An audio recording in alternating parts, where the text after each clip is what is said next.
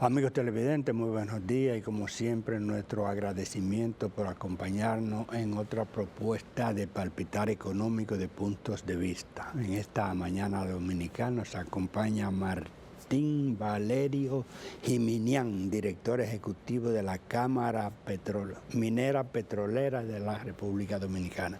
Buenos días, Martín. Buen día, don Héctor. Muchísimas gracias por invitarnos nuevamente aquí a su programa a traer las buenas nuevas del sector minero. Sí, eso es importante porque vemos que parecería como que el sector se está convirtiendo en la estrella de la economía del presente y con mucha perspectiva positiva para en el futuro, con un oro que no sé hasta dónde que va a llegar, pero... La verdad es que la minería ya ha decidido brillar con su propia luz y dejar de ser un eje económico al lado. Históricamente la minería ha sido un contribuyente importante y un socio importante del Estado Dominicano. Entonces ha llegado el momento de que nuestra propia luz esté presente en la mesa. Sí, vi que incluso usted tiene para dentro de 2 semanas un evento ahí que refleja como ustedes quieren dar a conocer el aporte, la contribución que hace el sector minero a la economía en muchas áreas, empleo, impuestos y toda esa cosa. Es una realidad, efectivamente, tal y como mencioné hace unos segundos, la minería ha decidido ya brillar con su propia luz y no solamente limitar su narrativa o su discurso a los aportes económicos. Es tiempo ya de que la minería presente su rostro humano, los aportes que nosotros hacemos a nuestros vecinos, porque nosotros sí aplicamos la política del buen vecino y mostrar lo que nosotros hemos podido desarrollar aquí en la República Dominicana, compartir nuestra experiencia de desarrollo sostenible, para que la gente entienda, el pueblo dominicano entienda que nosotros no solamente extraemos un mineral, sino que también extraemos la confianza de nuestro vecino y sobre todo del país, la República Dominicana, que es nuestro socio. Sí. Como sector usualmente la minería, se habla de minería metálica y minería no metálica. Correcto. Por ejemplo, el fuerte está en la metálica. Sí. Aunque la otra parte no deja de tener su importancia porque tiene que ver mucho con el tema de la construcción y esa que es también una actividad importante. Ahora, en la parte metálica, ¿qué es lo que estamos extrayendo, procesando en la República Dominicana? La República Dominicana tiene, como bien usted dice, recursos metálicos y no metálicos. Ambos son de capital importancia, uno por el impacto económico que tiene en la República Dominicana y el otro por el movimiento y por el aporte a la construcción. En ese sentido, en cuanto a la metálica, nosotros somos ricos en oro, plata, cobre, zinc, níquel. Entonces, esos son minerales importantes, no solamente para el comercio internacional, sino también para la construcción de equipos, medicamentos también. Entonces, tiene un componente importante y el oro, todo el mundo sabe que sirve para resguardar las reservas de los bancos centrales de los diferentes países. Por lo tanto, es un estabilizador económico a nivel mundial. También ahora se habla de otra, del que el mineral del siglo, diría yo, el tema de las tierras raras. La tierra rara tiene un componente muy importante que es el de la geopolítica. ¿Por qué? Porque, como bien ha dicho el presidente, obviamente sí tenemos un recurso, ellos están haciendo un esfuerzo increíble para determinar si son reservas.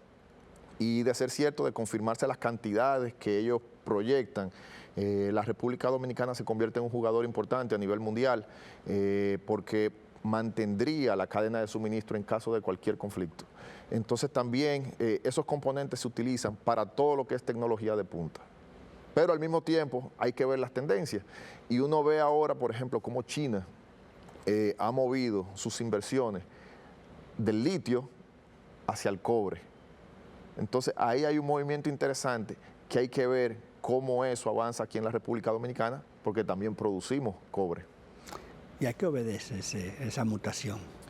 Bueno, o ampliación, no sé si sería. Exacto, es una diversificación y eso es importante en la economía. Tú no puedes concentrar todos tus recursos o apostar todos tus recursos hacia una sola canasta. Yo entiendo que el cobre es un componente importante para la construcción y desarrollo de tecnología. Ellos tienen inversiones que no es lineal. Si uno mira el comportamiento de ellos han invertido no solamente económicamente, sino también con el traspaso de tecnología, la facilidad de equipo, el aporte de recursos humanos. Pero ahora ellos han ido mutando, como dice usted, hacia el cobre, que tampoco es algo nuevo. Ellos tienen sus inversiones en cobre en América Latina y simplemente la están desarrollando más. Nosotros no somos, nuestro territorio, nuestra plataforma de la mineralogía no hay mucho potencial en cobre. Claro que sí. Nosotros tenemos una mina en Cerro de Maimón que es de cobre. Cobre solo. Sí. ¿Y por qué no se le ha dado tanta...? Bueno, lo que pasa es que son los tamaños de las operaciones. ¿Y los precios también? Claro que sí, pero de que esa es una mina que va en constante producción. De hecho, ellos entienden que del 2028 en adelante, que cuando ellos estiman que llegarían a su depósito principal, van a tener una producción constante, un poquito más allá del 2036, sobre los 1.400.000 toneladas métricas. Entonces, ahora mismo, en lo que van llegando a ese depósito principal, están en 1.2. Entonces, es un yacimiento importante que tiene un peso específico y que ayudó en su momento a mantener ese aporte económico de la minería cuando, por razones técnicas y administrativas, porque fue anunciado, bajó un poquito la producción del oro. Ya, entonces, pero no recuerdo incluso vagamente cuando uno daba química, por allá, hace demasiado tiempo, que en los distintos metales que se daban se hablaba de que el cobre, cuprum creo que era el nombre sí. En química, oro, aurum, bueno, pero que la categoría que se le daba era que era mejor transmisor de la... Mejor conductor, sí, de la energía. Claro que de sí. la energía, claro que sí. Pero que el oro era por excelencia, pero demasiado caro para hacer, entonces se veía que el uso principal del cobre era... Bueno, lo que pasa es que el oro, por su valor económico y para lo que sirve, lo han utilizado para el tema de la joyería, es una de sus actividades, pero eso es menor, pero para darle estabilidad a los bancos de reserva a nivel mundial. Cuando ocurren ciertos conflictos o hay alguna situación, es lógico que esos países se resguarden sus fondos, entonces compran oro para mantener el valor de su precio. Es como un refugio, sí. Incluso de los inversionistas. Es simplemente lo que pasa es que cada uno juega su rol a nivel mundial. Como usted dice, el cobre es un mayor o un mejor conductor, además también su alienación luego de que se procesa es mucho más fácil que el oro de doblar o de utilizar, entonces esos son valores diferentes. Sí.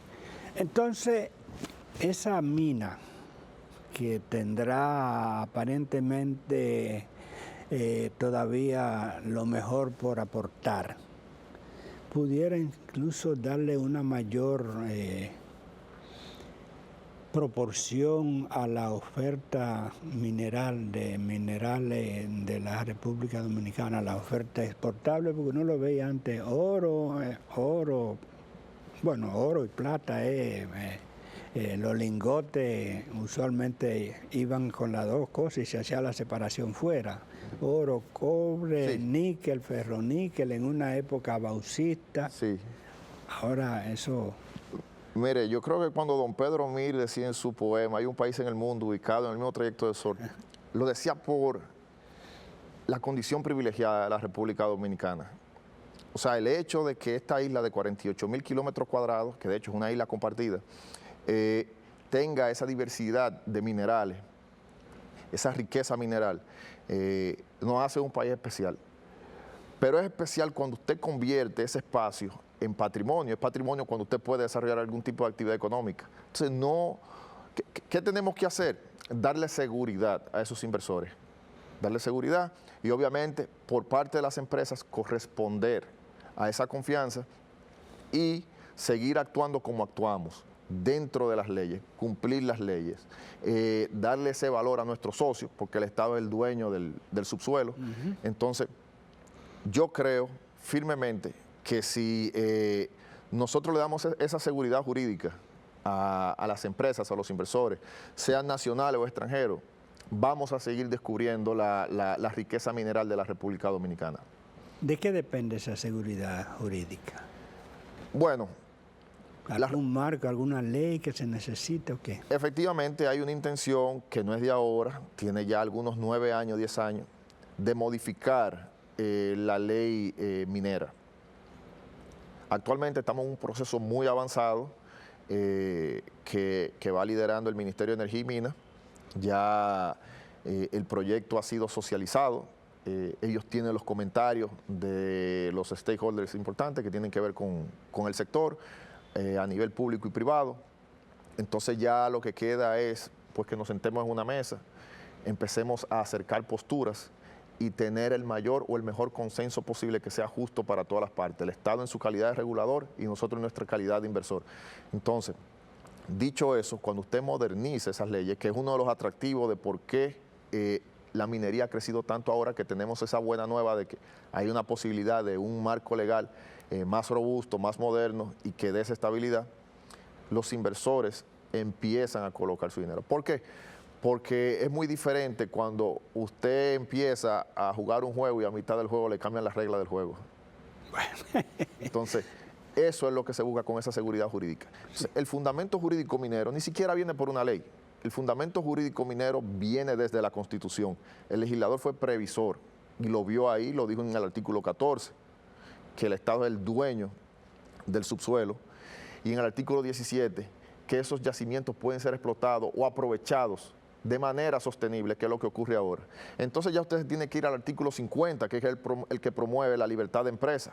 Por lo tanto, nos da la oportunidad de invertir ahí. Entonces viene el artículo 51, que es el de derecho de propiedad.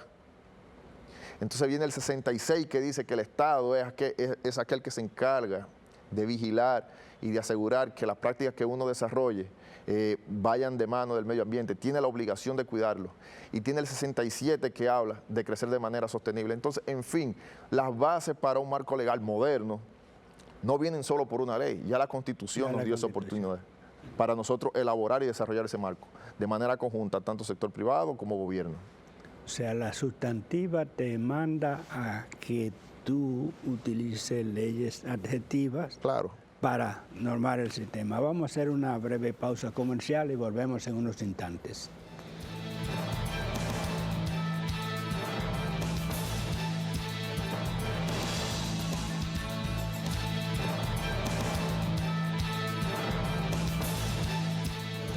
Continuamos la conversación con Martín Valerio Jiminián, director ejecutivo de la Cámara Minera Petrolera de la República Dominicana.